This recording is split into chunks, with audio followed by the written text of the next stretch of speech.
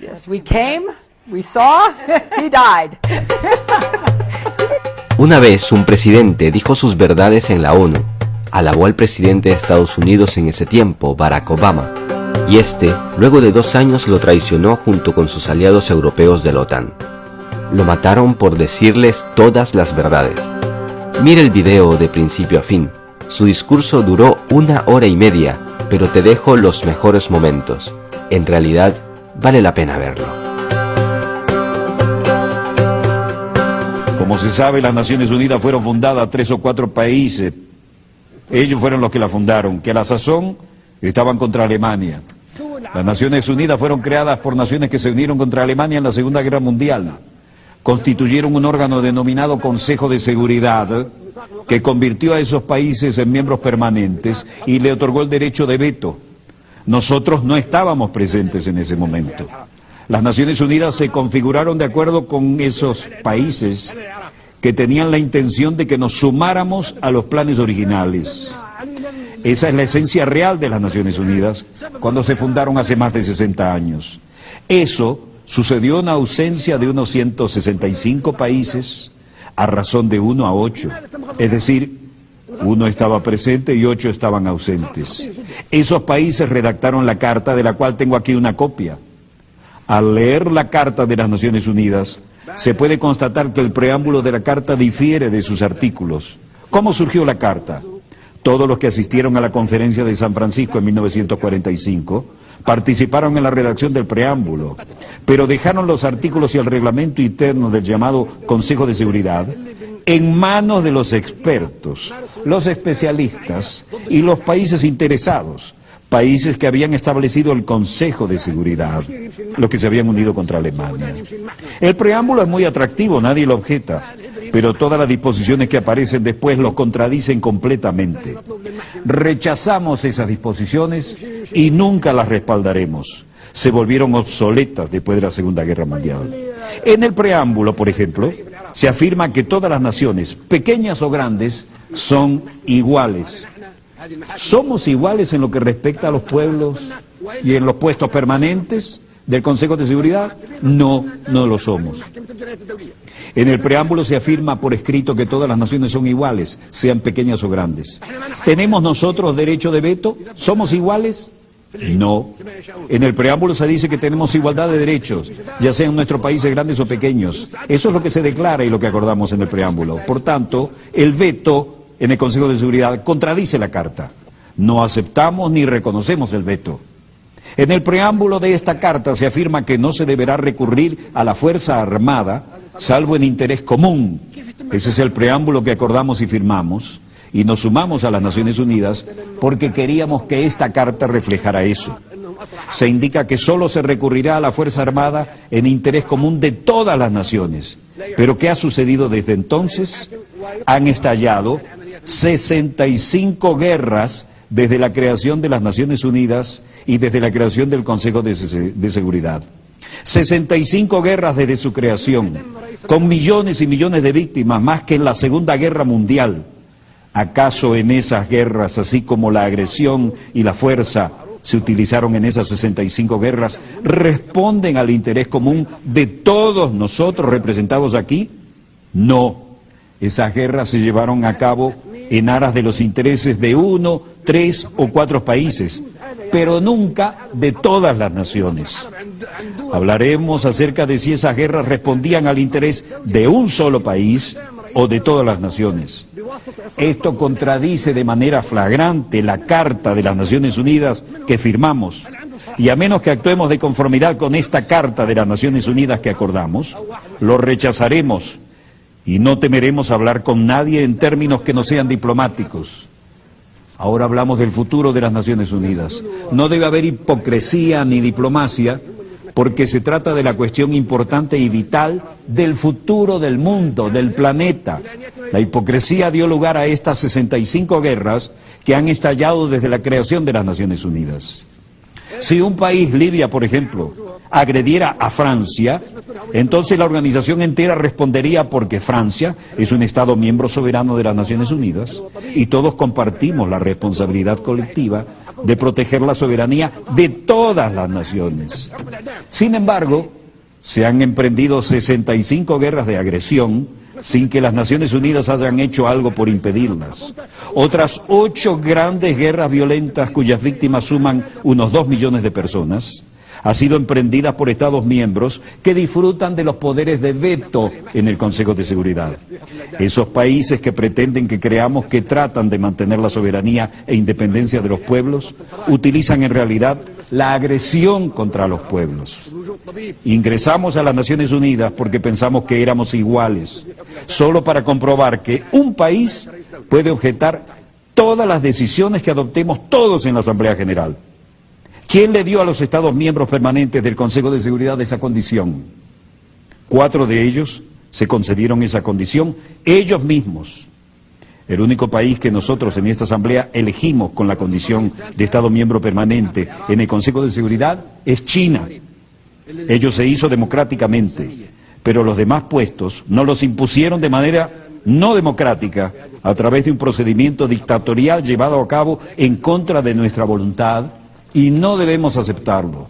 La reforma del Consejo de Seguridad que necesitamos no es la de un aumento del número de miembros, lo que solo empeoraría las cosas, para utilizar la expresión común.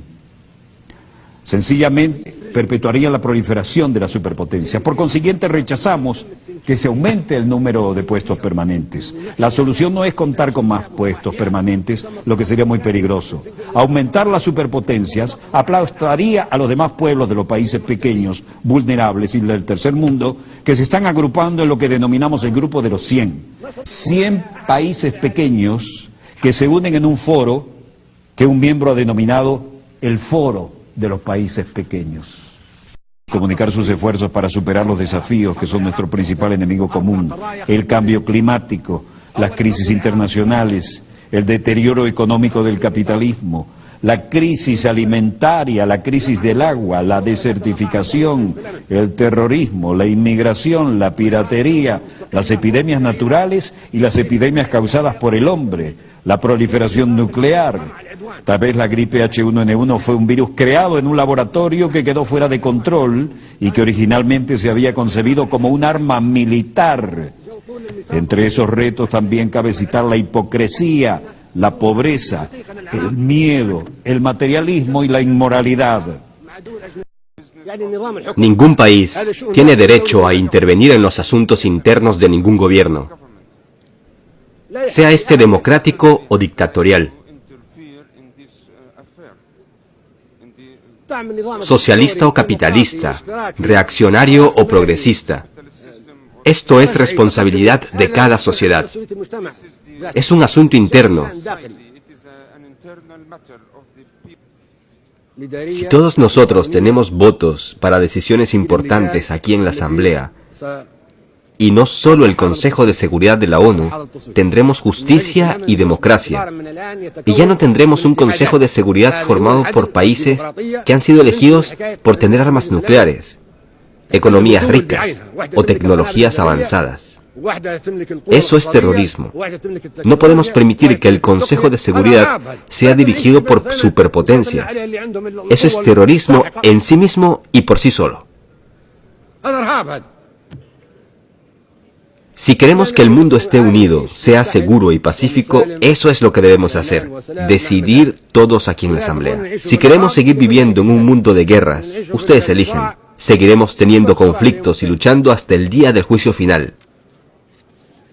A nosotros, los africanos, nos alegra y nos enorgullece el hecho de que el actual presidente de los Estados Unidos sea un hijo de África.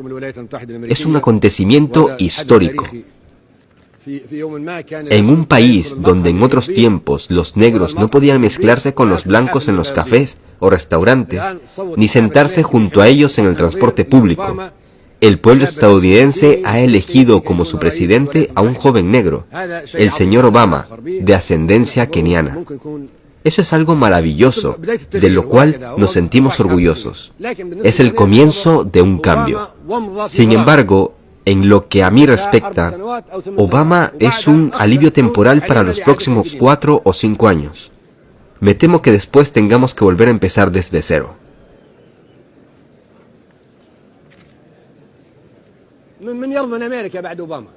Nadie puede asegurar cómo se gobernará a los Estados Unidos después de Obama.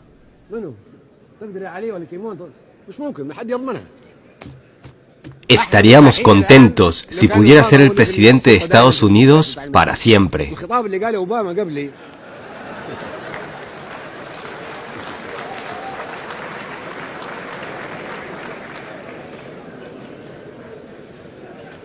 Los presidentes estadounidenses solían amenazarnos con todo tipo de armas. Nos amenazaban con lanzar operaciones como Rolling Thunder, enviada a Vietnam, o como la Tormenta del Desierto, enviada a Irak, o la Operación Mosquetero, enviada a Egipto en 1956, o las rosas envenenadas que Reagan envió a los niños libios. ¿Pueden imaginarse? Sería lógico pensar que los presidentes de un país tan grande, con un puesto permanente en el Consejo de Seguridad y con derecho a veto, nos habría protegido y nos habría enviado la paz. Pero no. ¿Qué recibimos a cambio? ¿Bombas dirigidas por láser transportadas en cazas F-1? Este era su enfoque. Nosotros dirigiremos el mundo, les guste o no, y castigaremos a todo el que se oponga a nosotros. El discurso que pronunció nuestro hijo Obama hoy es completamente diferente. Hizo un llamamiento serio a favor del desarme nuclear, lo cual aplaudimos. Dijo también que los Estados Unidos por sí solos no podían resolver los problemas que enfrentamos y que el mundo entero debería unirse con ese fin. Dijo que debemos hacer más de lo que hacemos ahora, que es solamente pronunciar discursos. Estamos de acuerdo y lo celebramos. Dijo que habíamos venido a las Naciones Unidas a achacarnos unos con otros. Y lo cierto es que cuando venimos aquí, deberíamos comunicarnos mutuamente en pie de igualdad. Dijo además que la democracia no debe imponerse desde fuera, pero en realidad hasta hace poco los presidentes estadounidenses decían que se debía imponer la democracia a Irak y a otros países. Pero Obama habló con franqueza cuando dijo que la democracia no puede imponerse desde fuera.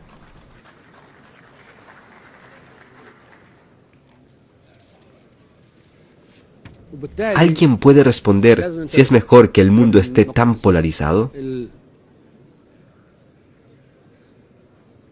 Pedimos un mundo en que grandes y pequeños seamos iguales. En lo que respecta a la situación en Palestina, la solución de crear dos estados es imposible, no es práctica. Actualmente hay una superposición completa de esos dos estados. La partición está condenada al fracaso. Estos dos estados no son vecinos, sino que son coexistentes, tanto en términos de población como de geografía. No se puede crear una zona de amortiguación entre los dos estados, porque hay 500.000 de colonos israelíes en la ribera occidental y 1 millón de palestinos árabes en el territorio conocido como Israel. Por lo tanto, la solución radica en un Estado democrático sin fanatismo, por razones religiosas o étnicas. La generación de Sharon y Arafat se han acabado. Necesitamos una nueva generación en la que todos puedan vivir en paz. Observen a los jóvenes palestinos o israelíes. Ambos desean paz y democracia. Quieren vivir bajo un solo Estado. Ese conflicto está emponzoñando al mundo.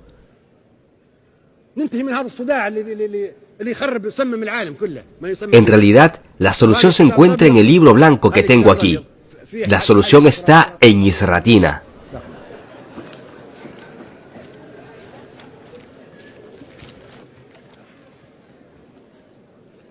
Los árabes no albergan ninguna hostilidad ni animadversión hacia Israel. Somos primos y pertenecemos a la misma raza. Queremos vivir en paz. Los refugiados deberían regresar a sus casas. Son ustedes quienes provocaron el holocausto entre los judíos. Ustedes, y no nosotros, quienes los incineraron. Nosotros les dimos refugio, les dimos amparo durante la época romana, durante el reino árabe de Andalucía, durante el gobierno de Hitler. Son ustedes quienes los envenenaron. Son ustedes quienes los aniquilaron. Nosotros les dimos protección mientras ustedes los expulsaban. Reconozcamos la verdad. No somos hostiles. No somos enemigos de los judíos. Y algún día los judíos necesitarán de los árabes. Llegará un momento en que los árabes serán quienes les vuelvan a dar protección para salvarlos como hicimos en el pasado. Son ustedes quienes odian a los judíos, no nosotros. Libia espera que ustedes ayuden a realizar una transición en un mundo plagado de crisis y tensiones. En este mundo debe prevalecer la humanidad, la paz y la tolerancia. Nosotros no acostumbramos a claudicar cuando se trata del destino de la humanidad, de las luchas del tercer mundo y de las 100 naciones pequeñas que deberían vivir siempre en paz.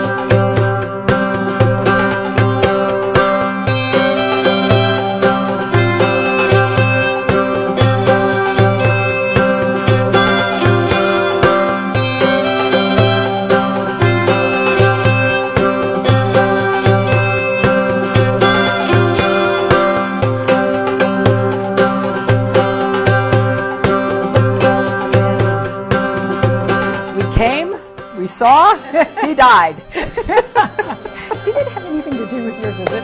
Oh, I'm sure it did.